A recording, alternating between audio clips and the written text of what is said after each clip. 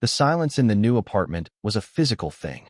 It wasn't the peaceful quiet of a library or the hushed reverence of a church. It was an active, pressing emptiness that filled the spaces where furniture should have been. It seeped from the stark white walls, echoed off the bare hardwood floors, and amplified the sound of my own breathing until it felt like an intrusion. I had wanted a change, a new start, and this hollow box was the first step. For 3 years, I'd lived in a place that felt more like a storage unit for my past than a home for my present. This move was supposed to be a declaration of intent, a shedding of old skin. But standing in the center of the living room, with nothing but a few sealed boxes and the scent of fresh paint for company, it felt less like a rebirth and more like I had simply found a larger, emptier container for my loneliness. My life had become a masterclass in observation. I watched people on the subway, couples in the park, friends laughing in cafes, all with the detached curiosity of an anthropologist studying a foreign tribe.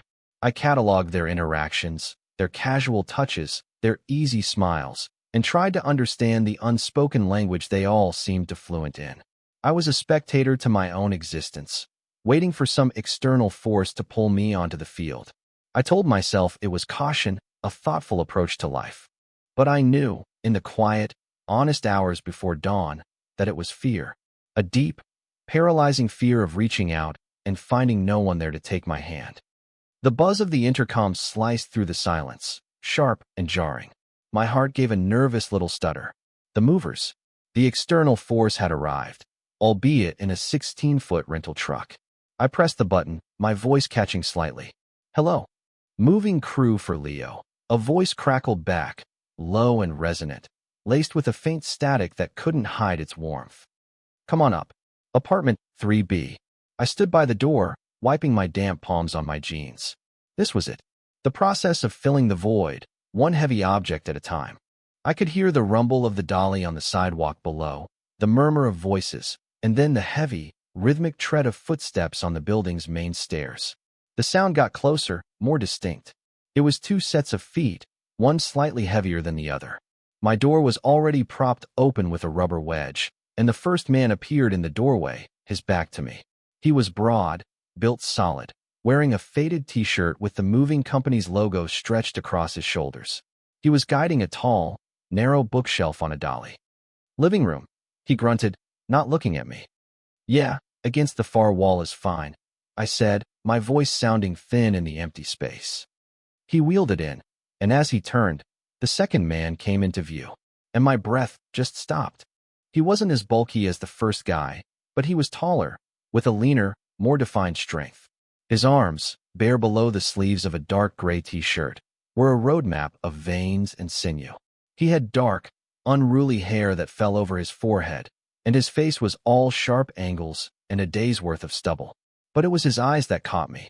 They were a startlingly clear shade of green, and they were looking directly at me, a glimmer of amusement in their depths.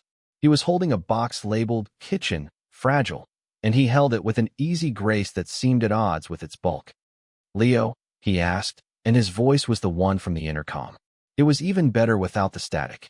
A low, smooth baritone that seemed to settle somewhere deep in my chest. I nodded, unable to form a word. He grinned, a slow, easy curve of his lips that was both confident and a little bit wicked. "Julian. And that's Mike." He gestured with his chin toward the first guy, who was already heading back out the door. "Lead the way. We've got a truck full of your life down there." The move began in a blur of motion and my own awkward attempts to stay out of the way. Mike was all business, a machine of perpetual motion. But Julian moved with a different kind of energy. It was efficient, yes, but there was a certain fluidity to it, a self-awareness in the way he navigated the space. I watched him. I could not watch him. I watched the way the muscles in his back and shoulders bunched and released as he lifted a heavy box, the casual way he swiped his hair from his eyes with the back of a wrist, the small, focused frown that appeared between his brows as he assessed the angle of the sofa through the doorway. He seemed completely at home in his own skin, comfortable with the space he occupied in the world. It was a quality I'd always envied, that unthinking confidence. He was the kind of person who didn't second-guess every word before it left his mouth. I, on the other hand, was currently running a full diagnostic on whether offering them water was too eager or not eager enough. An hour into the process, they reached the beast. My old oak dresser. It was a family heirloom, absurdly heavy and ornate, a relic from an era when furniture was built to survive generations of use and, apparently, to thwart future movers.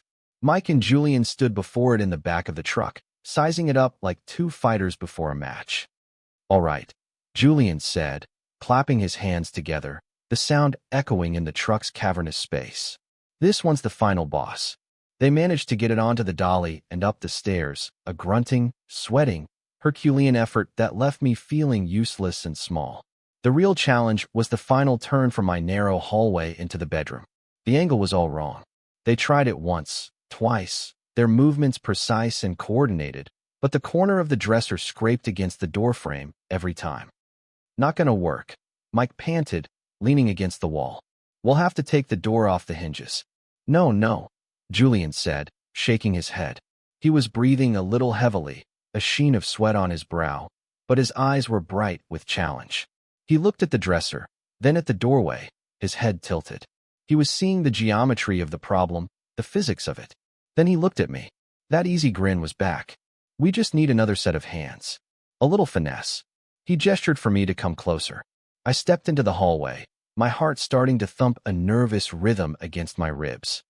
"Okay," he said, his voice dropping a little, becoming conspiratorial. "Mike, you stay on the bottom, keep it steady. Leo, you come here." He positioned me in front of him, between his body and the heavy wood of the dresser. "We're going to tilt it back, get the top corner in first, then swing the base around." I nodded, my throat suddenly dry. "We'll angle it," he explained, his focus entirely on the task. He placed his hands high on the dresser, his arms bracketing my head. I could feel the heat radiating from his body, smell the clean, sharp scent of his sweat, and something else, something like cedar and fresh air. It was intoxicating. He leaned forward, his voice low and right by my ear, a warm puff of air against my skin that sent a shiver down my spine. "Get behind me. Close." My mind goes blank.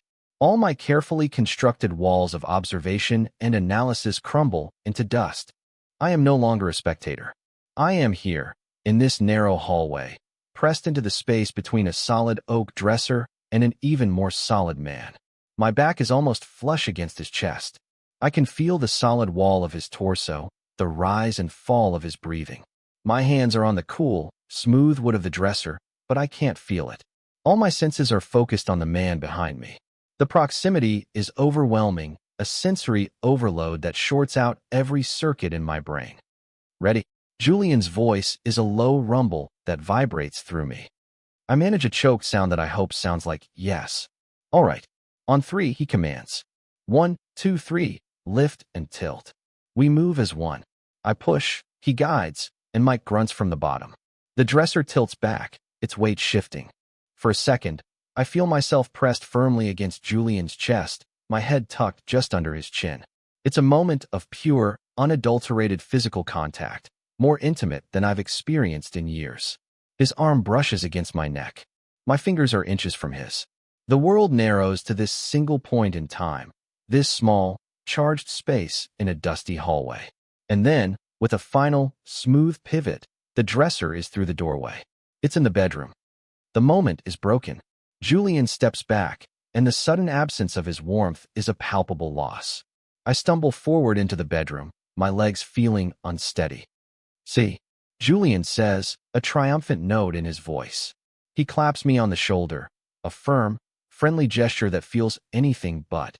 His hand lingers for a second too long, his fingers warm against the thin cotton of my t-shirt. Finesse. I turned to look at him, and he was already looking at me. The grin was still there, but something in his eyes had shifted. The amusement was still there, but it was joined by something else. Something knowing. Something that made me feel seen in a way that was both terrifying and exhilarating. He knew. He had to know the effect he was having on me. It was impossible for him not to. My pulse was a frantic drum against my skin, and I was sure he could hear it. The rest of the move passed in a haze. I was hyper-aware of his every movement, his every word.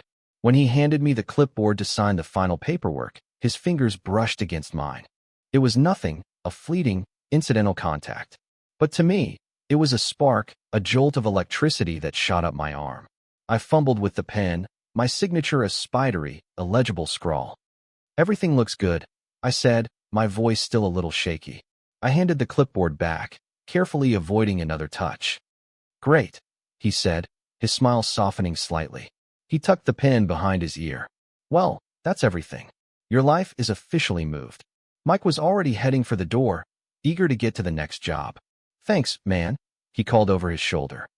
"Thank you," I said, my voice directed at both of them, but my eyes fixed on Julian. "I really appreciate it. You guys were amazing."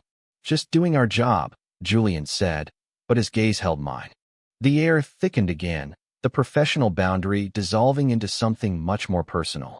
The empty apartment, which had felt so vast and lonely just a few hours ago, now felt small and intensely private.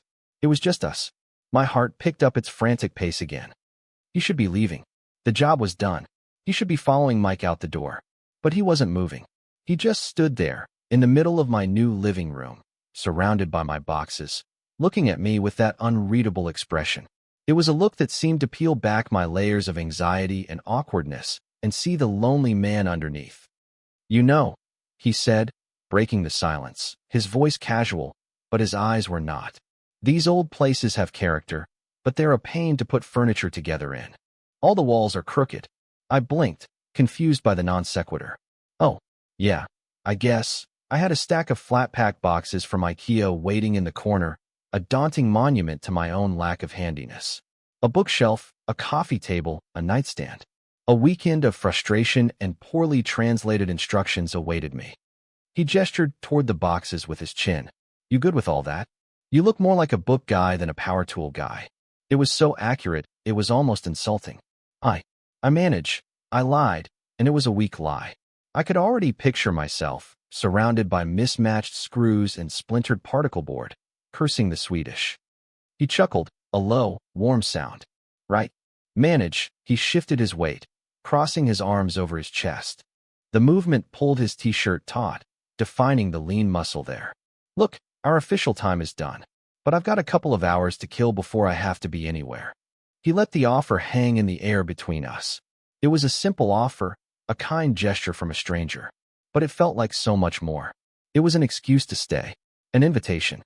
My brain, my cautious, overthinking brain, screamed at me to say no, to thank him politely and show him the door, to retreat back into the safety of my solitude, where I couldn't be rejected, where I couldn't make a fool of myself. It was the sensible thing to do, the safe thing. But then I thought of the silence that would descend the moment he left. The pressing emptiness returning, heavier than before now that I had felt a glimpse of something else. I looked at him, at the patient, knowing look in his green eyes, and for the first time in a very long time, I decided to ignore the sensible voice in my head. "I wouldn't say no to some help," I said, and the words felt like jumping off a cliff. "I can pay you for your time, of course." Julian's grin widened. It reached his eyes this time, making them crinkle at the corners. "Don't worry about it," he said, waving a dismissive hand. "Consider it a housewarming gift, but I will take you up on a beer, if you've got 1 inch. I think I have some in a cooler somewhere," I said, a genuine smile breaking through my anxiety. "Let me find it." As I rummaged through a box labeled Kitchen Essentials, I could feel his eyes on me. The spectator was gone. I was on the field now, and I had no idea what the rules of the game were. All I knew was that my empty apartment suddenly felt full of a terrifying, thrilling possibility, and it all smelled faintly of cedar and sweat. The next 2 hours were a strange, surreal dance of cooperation and unspoken tension. We tackled the bookshelf first. Julian, it turned out, was a wizard with an Allen key. He moved with a practiced confidence, laying out the pieces on the floor, deciphering the cryptic, wordless instructions with an amused smirk. I was his clumsy assistant, tasked with holding things steady, passing screws, and trying not to stare too obviously at the way his jeans fit or the flex of his forearms as he tightened a bolt. "This piece here," he'd say, tapping a diagram. "The one with the little smiley face next to it. Hand me that." The air was filled with the scrape of wood on the floor, the metallic click of tools, and his low, easy instructions. The professional distance that had existed during the move had completely evaporated. We were just two men on the floor of a living room, building a bookshelf.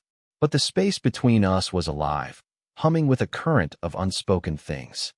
Every time our hands brushed as I passed him a screw, a tiny jolt went through me. When we had to lift the finished frame into place, we stood shoulder to shoulder, his arm pressing against mine. I was acutely aware of his body next to mine, of the difference in our height, of the solid, reassuring presence of him. I found myself making excuses to be closer, to stand where he was standing, just to breathe in that scent of his, a mix of sawdust, outdoor air, and the faint, musky scent of his skin. My internal monologue was a frantic, chaotic mess. Is he just being nice? Lots of people are just nice. He's probably straight. He's just a friendly guy helping out a hapless customer. But the way he looked at me in the hallway, and he didn't have to stay. He chose to stay. Why would he choose to stay? Stop it. You're reading into everything. You're going to make this awkward and weird, and then he'll leave, and you'll be alone with a half-built coffee table and a fresh batch of humiliation. You're quiet, Julian observed, not looking up from where he was attaching the back panel. Thinking deep thoughts, my heart leaped into my throat. Just thinking about where everything is going to go, I stammered, a plausible, boring lie.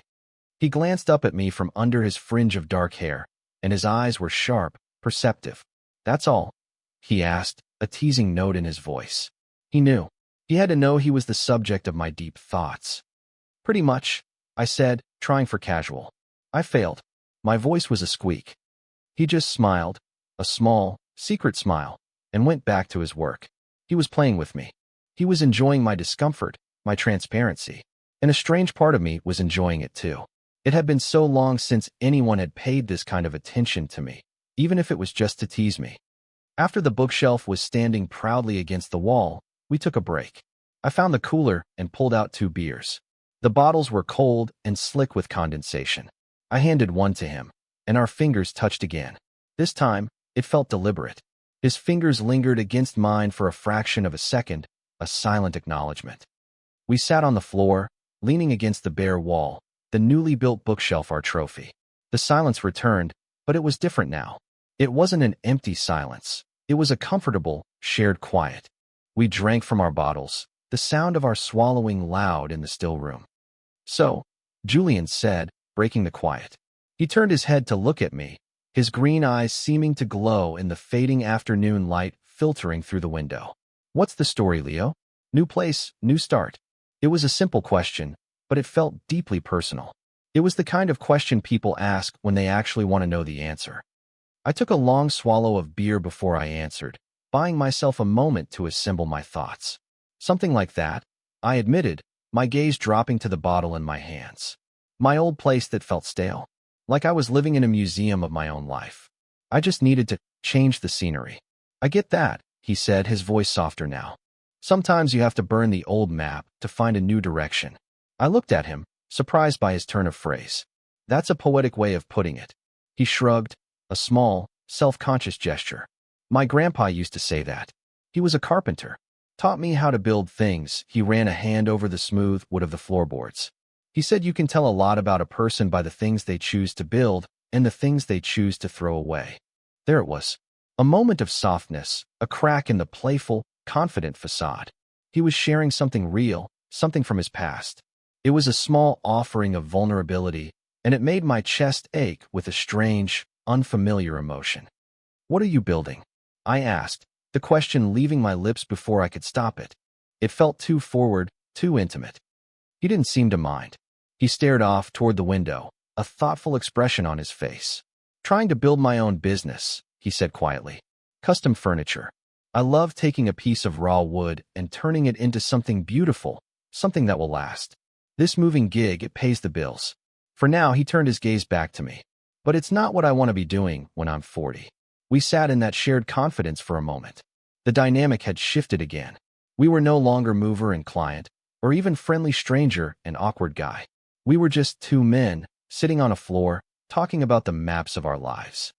I'm a graphic designer, I offered, feeling the need to reciprocate, to lay a card of my own on the table. I work from home. Mostly corporate logos and boring websites. So you're the guy who makes the little smiley face on the instructions, he joked, and the easy banter was back. but it felt different now, underpinned by the moment of sincerity that had just passed. Guilty as charged, I said, smiling. It was a real smile this time, not the nervous, twitchy thing I usually managed. We finished our beers and moved on to the coffee table. The work was easier now, the silence between us more comfortable, the accidental touches less jarring and more anticipated. I found myself orchestrating them, positioning myself so our shoulders would brush, handing him a tool so our fingers would have to meet. And he let me. He never pulled away. If anything, he leaned into it, his hand closing over mine for a second longer than necessary, his body seeming to naturally gravitate toward mine in the small space we shared. The sun began to set, casting long, golden stripes of light across the floor. The room was bathed in a warm, hazy glow. We finished the coffee table and stood up, stretching our stiff limbs. The living room now had a bookshelf and a coffee table. It was starting to look like a home. "Well," Julian said, wiping his dusty hands on his jeans. "That's two down. You might actually have a place to live now." The professional reason for him being here was long gone. The kind gesture of helping me was fulfilled. There were no more excuses. This was the tipping point. The moment where he would say his goodbyes and walk out the door, leaving me alone in my semi-furnished apartment. The thought sent a spike of panic through my chest. I couldn't let it happen. I couldn't go back to the silence. "Thank you," I said, my voice thick with an emotion I couldn't name. "Really, Julian. I would have been staring at those boxes for a week." "No problem," he said, and he took a step toward the door. "This is it. Say something. Do something." He paused, his hand on the doorknob, and turned back to look at me. The dying light caught in his hair, creating a fiery halo around his head. His face was in shadow, but I could feel the weight of his gaze. The silence stretched, taut and shimmering. "So," he said, his voice a low, deliberate murmur that cut right through my anxiety. "This place is great. A little lonely, though." He took his hand off the doorknob and took a step back toward me, closing the small distance he had created. "You got someone to help you warm it up?" There it was. A direct question, wrapped in casual language, but there was nothing casual about it. It was a key, offered to a door I had kept locked for years. All I had to do was take it and turn. My heart was hammering against my ribs, so hard I thought he must be able to see my shirt move. My mouth was dry, my palms were slick with sweat. Every instinct for self-preservation, for the safety of my quiet, lonely world, screamed at me to deflect, to make a joke, to pretend I didn't understand the question. I opened my mouth, but no sound came out.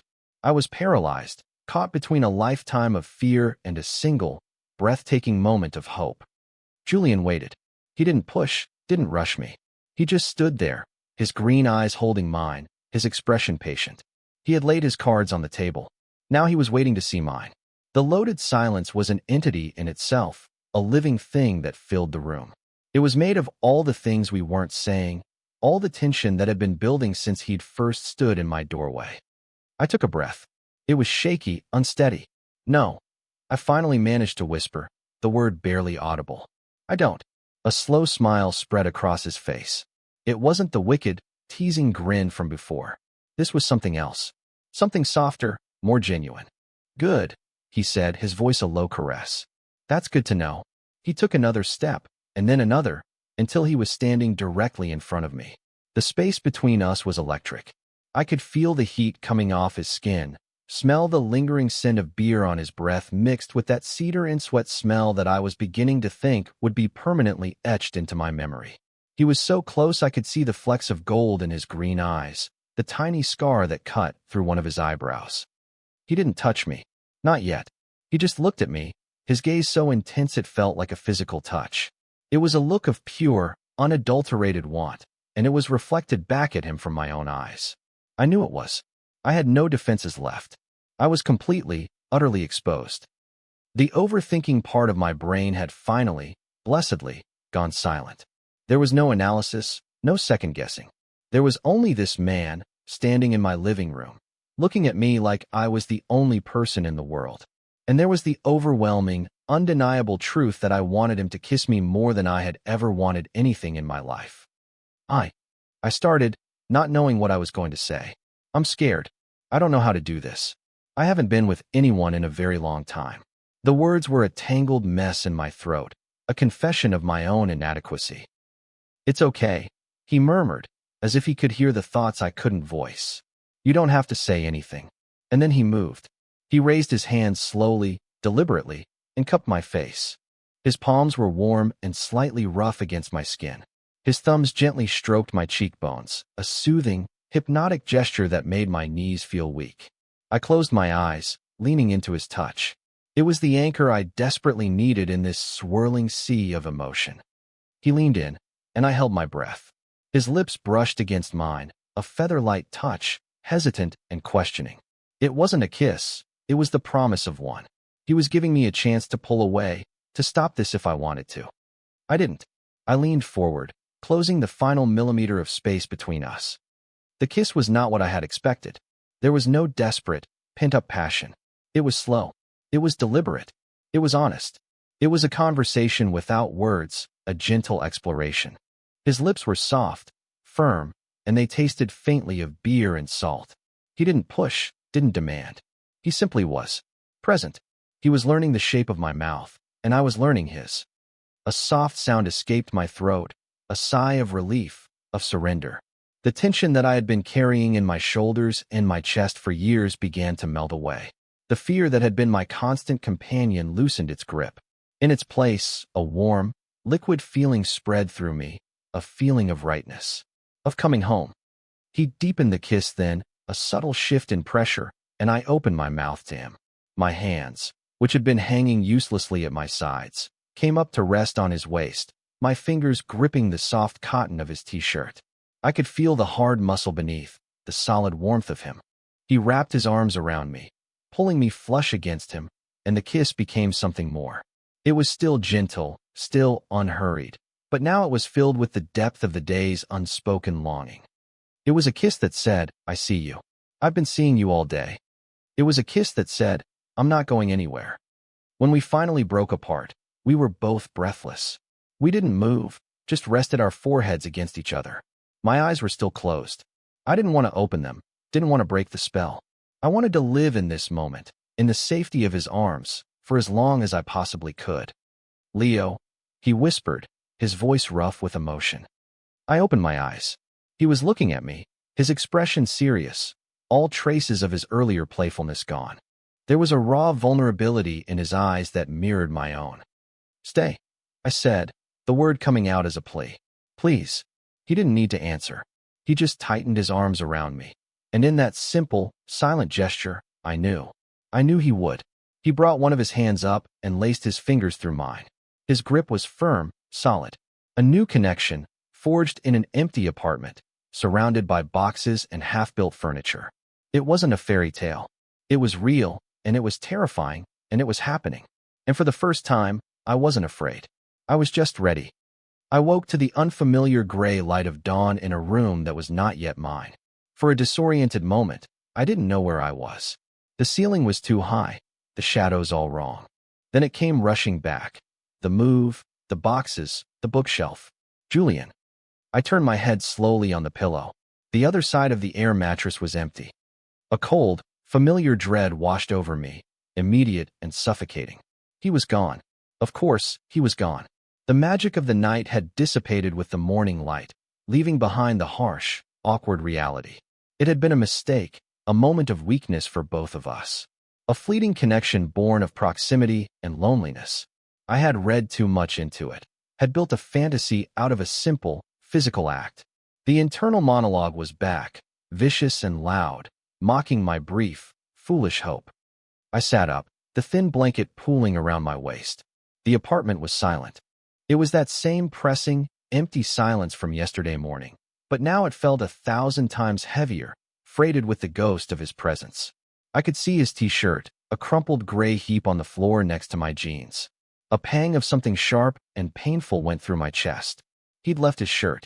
Had he forgotten it in his hurry to escape? My own stupidity was staggering. I had let him in, not just into my apartment, but past all my carefully constructed defenses. I had been vulnerable, had whispered things to him in the dark, things about my life, my fears. And he had listened, his hand stroking my hair, his presence a warm, solid comfort. And then he had left without a word. I swung my legs off the mattress, the cool floor a shock against my bare feet. I had to get up, had to face the day. I would throw his shirt in the trash, drink a gallon of coffee, and spend the entire day building the rest of my stupid Swedish furniture. I would fill the apartment with objects, if not with life. I would go back to being a spectator. It was safer there. As I stood up, a sound drifted from the other room. A soft clink.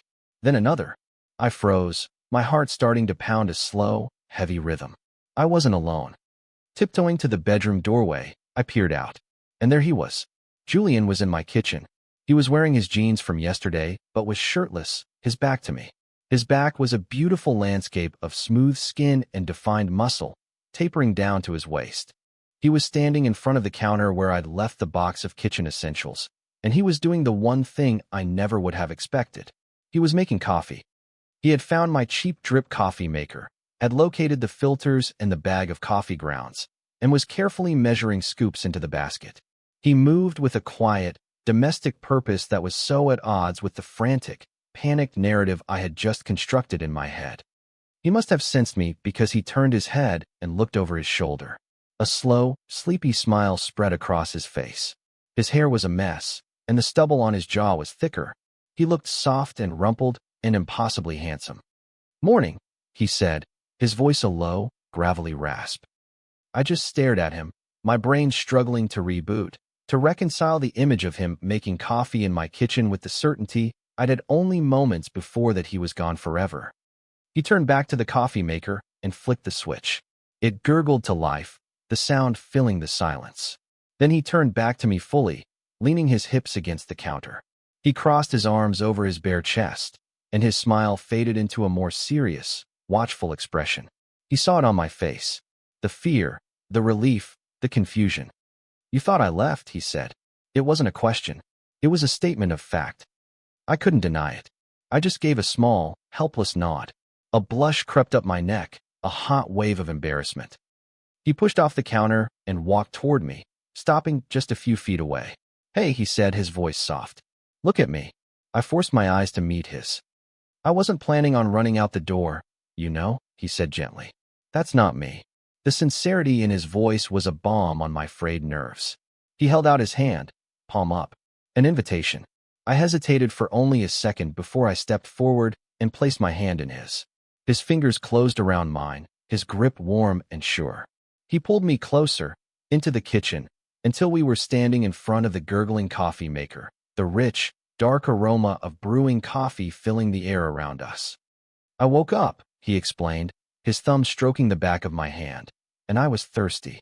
And I figured you didn't have any mugs unpacked yet." He gestured with his chin to the counter. Sitting there were two of my mugs, freshly washed and drying on a paper towel. He had gone through the box, unwrapped them, and washed them. The simple, thoughtful gesture undid me. It was so mundane, so domestic, so real. It was more intimate than anything that had happened between us the night before. It was an act of care, an act of staying. "Oh," I said, my voice thick. "Thank you. I'm a guest," he said with a half smile. "It's rude to expect your host to do everything." The coffee maker gave a final sigh, and the apartment was quiet again, save for the sound of our breathing. He didn't let go of my hand. The test I had been bracing for, the inevitable crash of morning after reality, wasn't coming. Or rather, this was the test, and the test was learning to trust that this was real. It was the challenge of accepting a simple kindness without searching for the hidden catch. He had to go to work eventually. After we drank coffee out of the mugs he had unpacked, sitting on the floor and talking in low, morning voices, he stood up and started gathering his things. I watched him pull on his t-shirt, and the familiar anxiety began to creep back in, a dull ache in my chest. This was the real moment of departure. The quiet intimacy of the morning was over. Now he would step out the door and back into his own life, a life that didn't include me. He walked to the door, and I followed him, a silent, nervous shadow. He pulled on his boots, the sound loud in the apartment. He stood up and turned to face me. "I'll, see you around," I said, the words feeling clumsy and inadequate. He just looked at me for a long moment, his expression unreadable. Then he reached out and tucked a stray piece of my hair behind my ear, his fingers warm against my temple. "You will," he said, his voice firm, leaving no room for doubt. And then he leaned in and gave me a kiss. It was quick, chaste, a simple press of lips. It was a goodbye kiss, but it felt like a promise. Then he was gone. The door clicked shut behind him, and the silence rushed back in.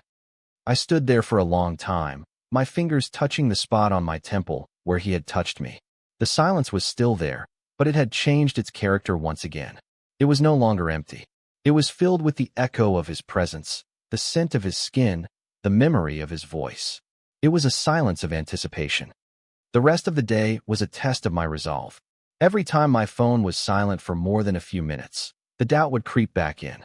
He was just being polite. He's not going to call. Why would he? I tried to distract myself. I unpacked boxes, my movements automatic. I arranged my books on the new bookshelf, my hands tracing the smooth wood that his hands had built. Every corner of the apartment was a reminder of him. The dresser in the bedroom, the coffee table in the living room, the mugs on the counter. He had literally helped me build my home. By late afternoon, I had convinced myself it was over. I had been a momentary diversion, a one-night story he might tell his friends. The hope that had bloomed in my chest had withered into a familiar, weary resignation. I was sitting on the floor, staring at the unassembled pieces of my nightstand, when my phone buzzed on the floor beside me. My heart leaped. I snatched it up, my hands trembling slightly. It was a text from an unknown number. "Pizza tonight? My treat. You shouldn't have to cook on your first real day in your new place. Julian." I read the message once, twice, 3 times. The words shimmered, unreal. It was a simple message, just a few words on a screen. But it was a conscious choice. An offer to continue. An affirmation that last night and this morning were not a fluke. He was reaching out, stepping from my apartment back into my life. My own choice was just as conscious. I could hesitate, could play it cool, could let my fear dictate the timing and the tone of my response. Or I could meet his directness with my own. I typed one word. Yes. I hit send before I could second-guess it. A moment later, 3 dots appeared. He was typing. Good.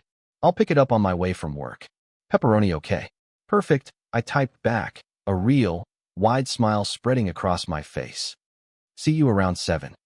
The silence in my apartment for the next 2 hours was the best silence I had ever known. It was a silence humming with a quiet, joyful energy. I took a shower, put on a clean shirt, and even tried to tame my hair. I unpacked a few more boxes, not out of a sense of duty, but because I wanted the place to feel a little more like a home when he arrived. At exactly 7 o'clock, there was a knock on the door.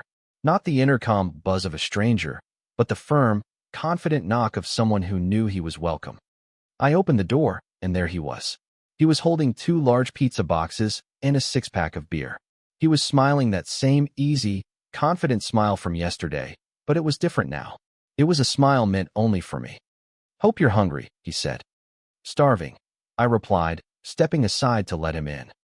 He walked into my living room and set the pizzas down on the coffee table we had built together. He turned and looked around, at the books on the shelf, at the few pictures I had propped against the wall. "It's looking better," he said. "More like you." We didn't bother with plates. We just sat on the floor, on opposite sides of the coffee table, and ate pizza straight from the box. We drank beer from the bottle. It wasn't grand or dramatic or romantic in any traditional sense. It was simple. It was comfortable. It was real. We talked. We talked about his day, about a difficult delivery he'd had to a 5th-floor walk-up. We talked about my day, about a frustrating client who couldn't decide on a font. We talked about movies we liked, music we hated, places we wanted to travel to. It was easy. The conversation flowed without effort, the silences between us as comfortable as the words. At some point, he moved from his side of the coffee table to mine, settling onto the floor next to me, his back against the wall, his shoulder pressing against mine. He didn't say anything. He just shifted his position, closing the space, making it clear that he wanted to be near me. I leaned my head against his shoulder, and it felt like the most natural thing in the world. The sky outside the window deepened from blue to indigo to black. The only light in the room came from a single lamp I had unpacked, casting a soft, warm glow over us. We fell quiet, content to just sit in the near darkness, the warmth of his body seeping into mine. I looked around the room, at the boxes still waiting to be unpacked, at the empty pizza box on the table, at the man sitting beside me. Just yesterday, This room had been a symbol of my emptiness, a hollow space I had to fill. Now, it was the backdrop for something new, something hopeful. I looked up at Julian. His head was tilted back against the wall, his eyes closed. In the soft light, his face looked peaceful, the sharp angles softened. He looked like he belonged here. I thought back to the man who had stood in my doorway, all wicked grins and confident energy.